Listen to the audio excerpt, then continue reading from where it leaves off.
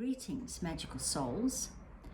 I'm just going to say happy 2026. I don't want to say happy new year because I don't think that our new year's here yet. That's just my opinion. But I do hope that this chronological year of 2026 for all of us is absolutely filled with magic, and I hope that yours has gotten off to a bang of a start. So I've come on today to just share a little story and an experience and perhaps a practice that can help you. So in one of my more recent videos, I alluded to this, what I realized that sometimes was happening, that when my brain was starting to work itself into a frenzy, that the body would start to respond in terms of the nervous system. And I shared something along those lines. However, what I wanted to really share a little bit deeper is that for anybody that is trying to birth new projects into the world and step into their authentic self, as a lot of us, particularly people watching this kind of channel, are being called to do or are in the process of doing, it can be really, really, really hard to quiet what I call the inner critic. My inner critic, she's quite a downer. She's a little bit better than she used to be.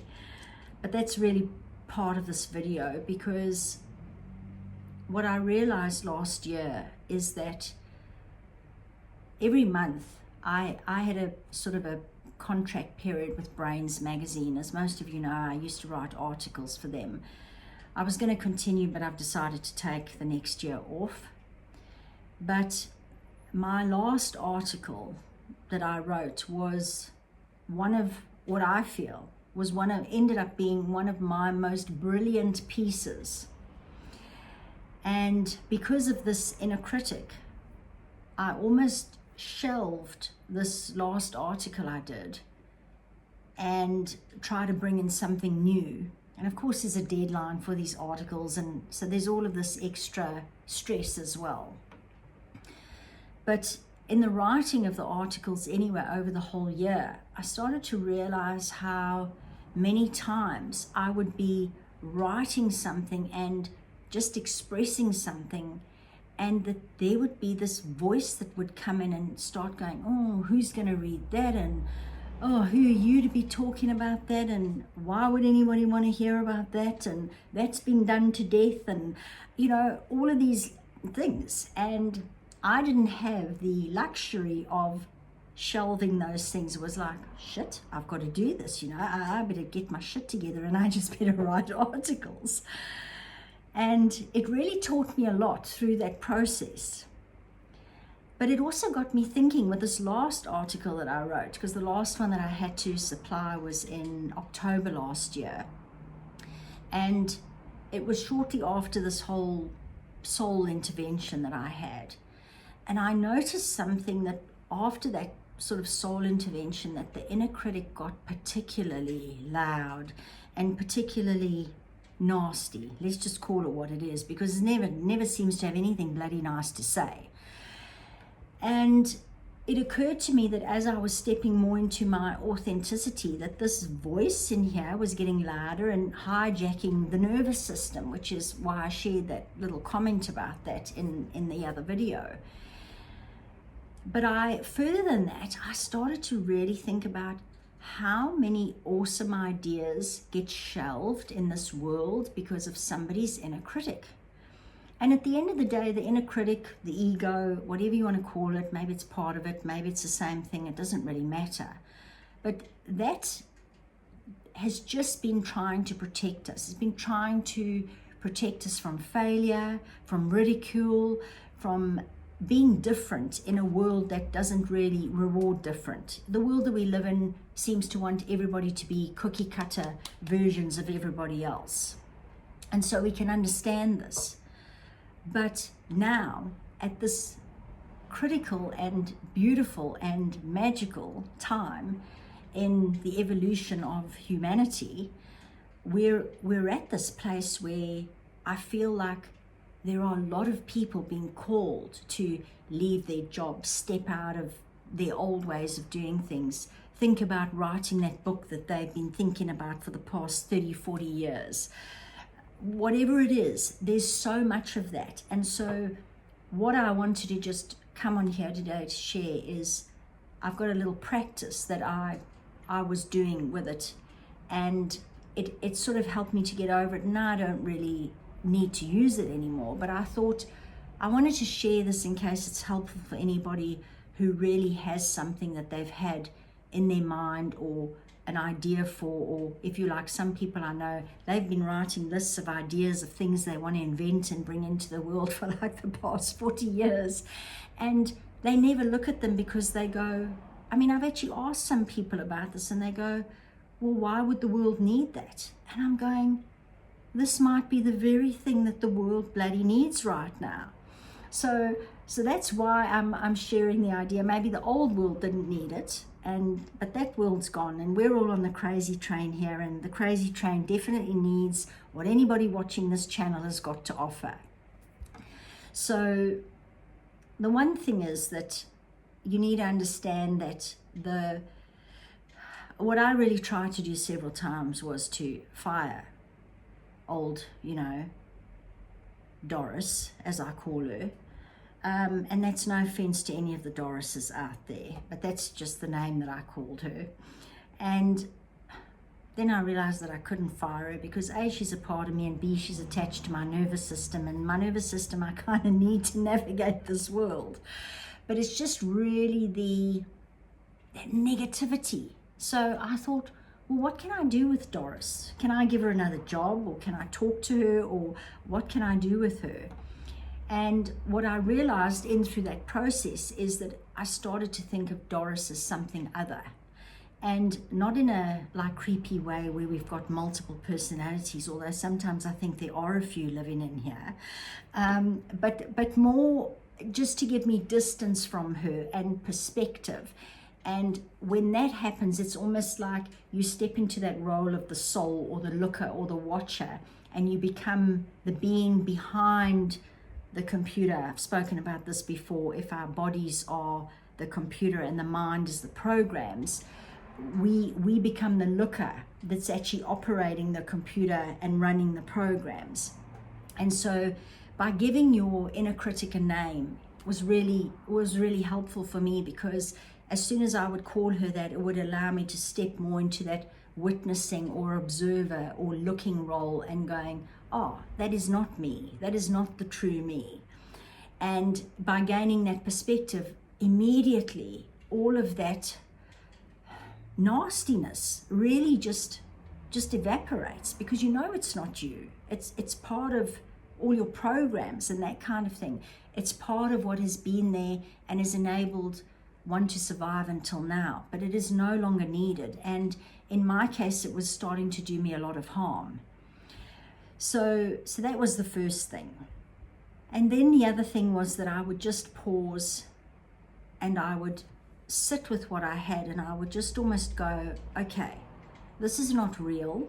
This is just my nervous system and my brain doing something that they know how to do automatically. But now I'm stepping in as the observer, and I can actually change this. So what I would do is I would just take 3 deep breaths, and I would go, this is fine.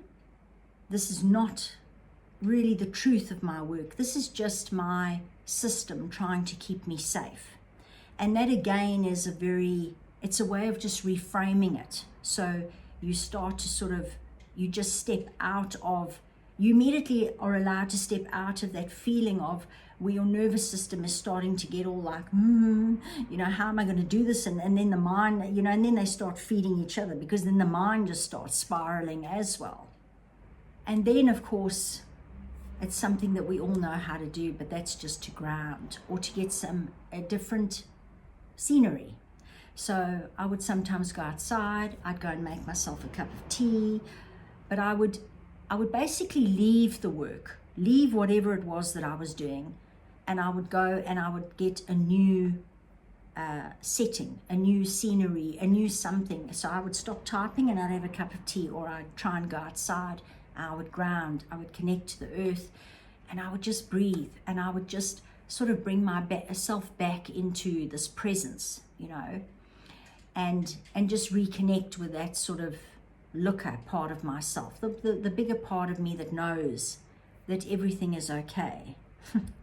And that it's okay to make mistakes, and it's okay that if nobody likes what I'm doing, because that's just how I'm expressing myself. And of course, then that ties into just really what you really want to be doing is just leaving it for a while until you can get this feeling of overwhelm and all this really negative, this negativity and this overwhelm, and you walk away and you step away. And even if you come back to it the next day or 5 minutes later or 3 days later, it doesn't really matter. So that was a really helpful practice for me to get through it. I don't need to do it anymore. Now she doesn't really come in that often, but you know, I just said to her, she really needs to get a different job now, because this is getting old and we're all evolving and whatever. And does she really not want a promotion or something? Because Doris, hey, how can you stay in the same shitty job that you've been in for all this time? And now surely you want to like start doing something different. How about we have some decent chats? How about we talk about the weather? How about we dive in and maybe look at what good we can find in said article that I am busy writing? Because, you know, it's actually quite offensive to be such a negative Nancy all the time. And so anyway, it was just really interesting. My question for you is, have you been thinking of something for many, many years, or even just the past recent while? And have you got something that is like burning for you to create? And create might be in any way, shape or form. It can be art, it can be an invention, it can be whatever it is, it doesn't matter. It can be you performing, whatever it is, it doesn't matter. Have you got something that is been burning or is asking to be created that you are not bringing into the world because of the negative voice, because of the inner critic, and then because of, you might not even realize it, but because of the way your nervous system is reacting to said inner critic? I feel like the world really needs us to step into these things that we are going to bring in. And as I said, that last article that I did for Brainz, I mean, I read it and I was going to shelve it, and then I came back to it the next day and I was like, wow, this is great. And then I changed a few things and I weaved a few things in. And you know, when it was published and I read it afterwards, I went, wow, this is like, wow. I'm really, really so glad that I didn't give up and I didn't shelve it and I didn't think about something else to write about, because I felt like it was a really, really heartfelt and powerful article. And the inner critic was very, very loud during it. Because my last two that I did, I really had this issue with, because it was, as I say, after my soul intervention. And so that's just the other thing that I want to touch on. Be aware that as you go along this path and you're trying to step, or you are stepping more and more and more into being the authentic being that you are and always have been, that voice might get really, really loud, really aggressive, really nasty. And so it's just to have that awareness of that, and so that if you've got something that is a burning desire in here, that you find a way to work with your inner critic. But yeah, naming it and having sometimes a conversation with it can really be quite fun. As I say, it's the naming thing was probably the key thing, even if nothing else, and obviously leaving something and having fresh eyes on it. But the naming thing really allowed me to almost take a step out of my mind, a step away from, you know, the thing that we think we all are, which we aren't. So I wanted to end off with this, is that know that the next time your inner critic pops up, it's not necessarily a stop sign. It's more because you're doing something brave. I want you to be reminded that when your inner critic pops up, of your bravery and of your authenticity and of your commitment to bringing into this world what is a burning desire. And so if you just pause and talk to him or her and then come back, what you really might find is that what you initially thought was very terrible may be the most extraordinary thing that you have ever created. And so I encourage you to just explore this and see how you can get it to work for you.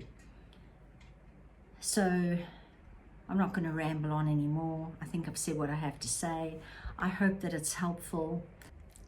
And wherever you are, thank you so much for watching, and wishing you all a magical day.